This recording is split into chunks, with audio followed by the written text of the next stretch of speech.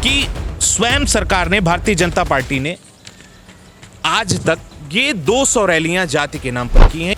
क्या आपने 2000 के नोट भी बंद कर दिए? तो आपके जो फैसले में वो कांड हुआ कथावाचक, उसमें जो है ब्राह्मण आपके जो फैसले हैं क्षणिक पल के लिए अपनी वाहवाही लूटने के लिए वो फैसले हैं, और बाद में उसको ही उस फैसलों को वापस लेना पड़ता है। और ये एक बार नहीं, जनता ने 1000 बार उदाहरण स्वरूप देखा है। उत्तर प्रदेश में यह जारी किया कि उत्तर प्रदेश में किसी प्रकार की जातिगत रैलियां नहीं होंगी, किसी प्रकार का कोई जातिगत स्लोगन किसी गाड़ी पर नहीं लिखा जाएगा, कोई पब्लिक डिस्प्ले पर यह नहीं लिखा जाएगा।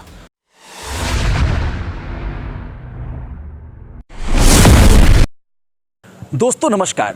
दोस्तों, सरकार ने एक ऐसा शासनादेश लाया है जिससे अब जब सड़क पे आप कोई व्हीकल लेके जाएंगे और उस पे शीशे पर आप कोई नाम जाति सूचक, चाहे ब्राह्मण, क्षत्रिय, ठाकुर, यादव लिखवा के जाएंगे तो उस पे कार्रवाई हो जाएगी। इसी के साथ जो नेता मंत्री और तमाम पार्टियां हैं वो किसी जाति के आधार पर कोई भी रैली नहीं निकाल सकेंगी, ऐसा शासनादेश आया है। ये पूरा मामला क्या है, इसे समझने के लिए हमारे साथ वरिष्ठ अधिवक्ता शिवेंद्र पांडे जी हैं। इनसे पूरे मामले को बारीकी से समझने की कोशिश करेंगे। सरकार की इसमें क्या खास मंशा हो सकती है, इस चीज़ को भी समझने की कोशिश करने वाले हैं। तो सबसे पहले हम ये जानने की कोशिश कर रहे हैं कि योगी सरकार ने ये जो फैसला लिया है इससे कितना प्रभाव पड़ेगा और ये फैसला एग्जैक्टली है क्या?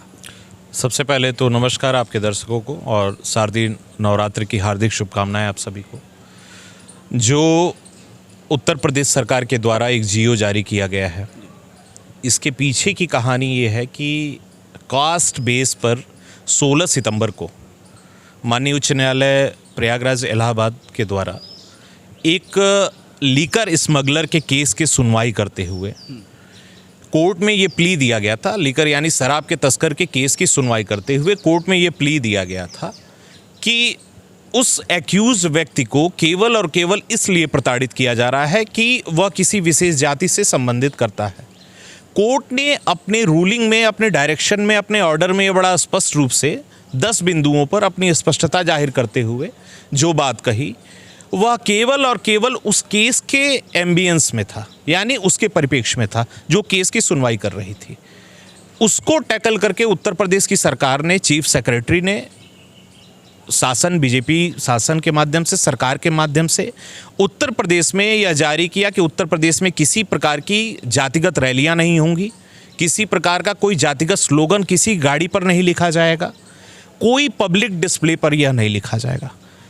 इस फैसले की मुझे अपने ओपिनियन के अकॉर्डिंग और जो सामाजिक ओपिनियन है उसके अकॉर्डिंग मैं बड़े स्पष्टता से यह कहता हूं कि इस पर पुनः विचार होना चाहिए। लेकिन दूसरे पहलू में कि कुछ हदों तक मैं इसको सही घोषित करता हूं, कुछ हदों तक। लेकिन क्या सरकार इस बात की स्पष्टता करेगी कि स्वयं सरकार ने, भारतीय जनता पार्टी ने आज तक ये 200 रैलियां जाति के नाम पर की हैं? ये मैं अपने पास से लेके नहीं आ रहा हूं, ये टाइम्स ऑफ इंडिया का एडिटोरियल है जी, उसमें ये स्पष्ट रूप से आया है।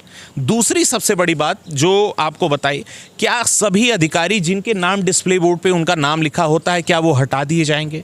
पुलिस के कर्मचारी जो अपने ड्रेस पे बैच लगाते हैं क्या उस पे भी जाति के नाम हटा दिया जाएगा?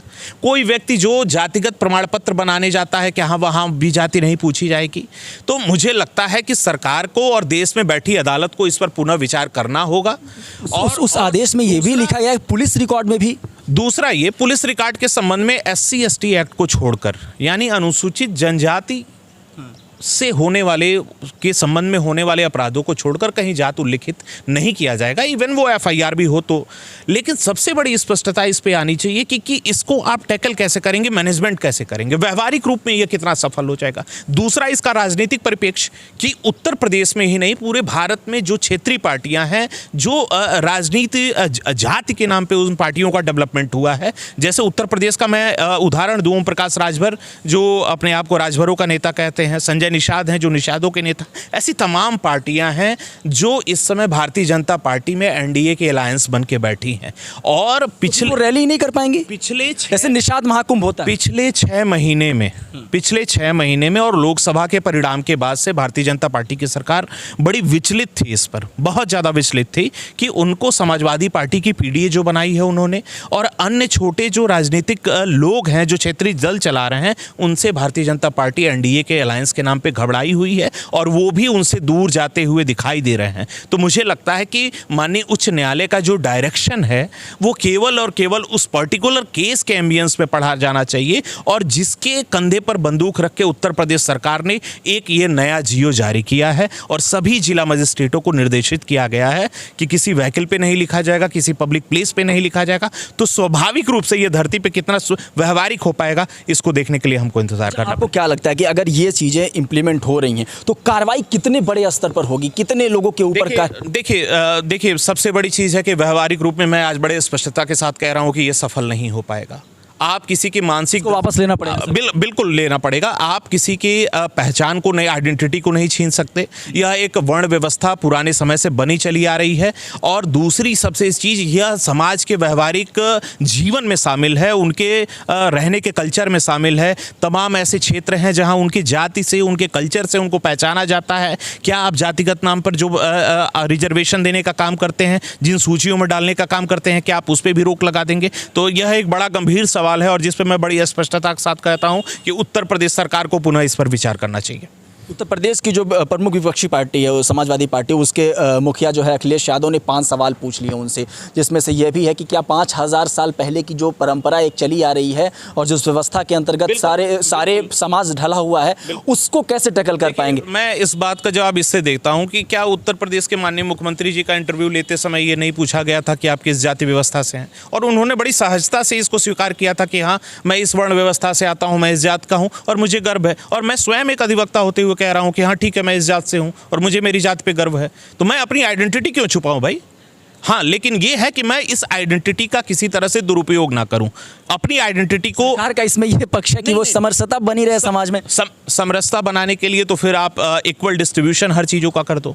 क्या आज के समय में ये नहीं है कि बड़े बड़े उद्योगपति जो कम अमीर थे वो और ज़्यादा हो गए और डिस्पैरिटीज़ बढ़ गई? ये मैं अपने पास से नहीं कह रहा हूँ, ये आंकड़े कह रहे हैं। सवाल ये है कि इसको व्यवहारिकता में सरकार लाने में बिल्कुल असफल होगी, और सरकार की दूसरी ऐसी मंशा कि जो क्षेत्रीय दल हैं उनसे वो दूर जा रहे हैं, इस वजह से उन्होंने एक ऐसा प्रोविजन और डिक्टम लगाया है जिसकी वजह से क्षेत्रीय दलों को रोका जा सके। ये गाने जो बजते हैं जिसमें कभी बबुआन की बात आ जाती है, कभी यादव की बात आ जाती है, किसी खास जातियों को लेकर गाने बनाए जाते हैं, इस गाने को लेकर रोकने का जो प्रोविजन है, क्या ये स्टेट गवर्नमेंट ले सकती है? देखिए स्टेट गवर्नमेंट के पास तो इनार्मस शक्ति है, बहुत शक्तिशाली है स्टेट गवर्नमेंट, वो कुछ भी कर सकती है अगर वो जियो बनाती है। तो सवाल ये है कि मैं बार बार इसको कह रहा हूँ कि व्यवहारिक रूप में आप इसको कितना सफल कर पाएंगे। उत्तर प्रदेश में ये गाने आपने कृषि कानून एक बनाया, आपने उसको वापस लिया। आपने 8 साल 10 साल पहले एक जीएसटी का कानून बनाया।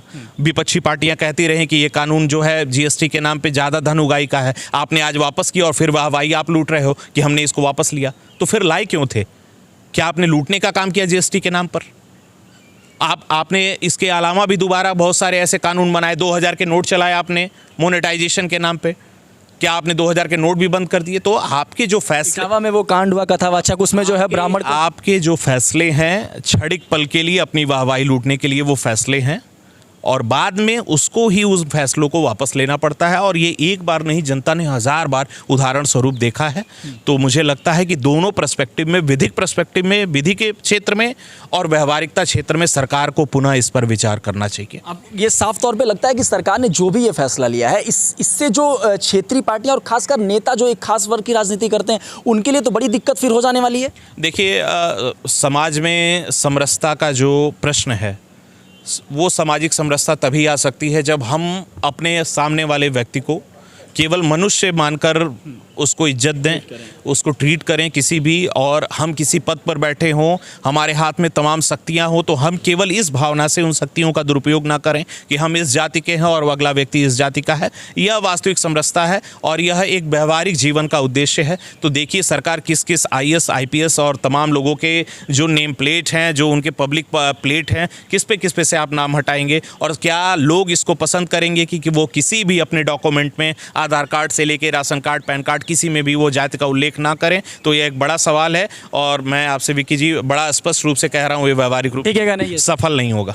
चलिए शिवेंद्र जी हमारे साथ थे और खासकर इस मुद्दे को समझाना आप लोग को इसलिए भी ज़रूरी था, कई लोगों के अंदर इस चीज़ को लेकर बहुत सारी भ्रांतियां हैं कि आखिर ये एक्चुअली है क्या जो शासनादेश आया है। तो बहुत अच्छे तरीके से शिवेंद्र जी ने समझाया। आई होप कि आप लोगों ने अभी तक जो भी वीडियो देखा होगा वो सारी चीज़ों को, बारीकियों को समझ गया होगा। और जैसा कि इनका कहना है कि जो सरकार है इस निर्णय को जो है बहुत दिनों तक इस पर अडिग नहीं रह पाएगी और ये निर्णय जो है इसको वापस लेना पड़ेगा। इस खास मुद्दे पर आपकी क्या प्रतिक्रिया, अपनी प्रतिक्रिया दीजिएगा। बने रहें बेहतर खबर के साथ। मैं था आपके साथ विक्की सिंह।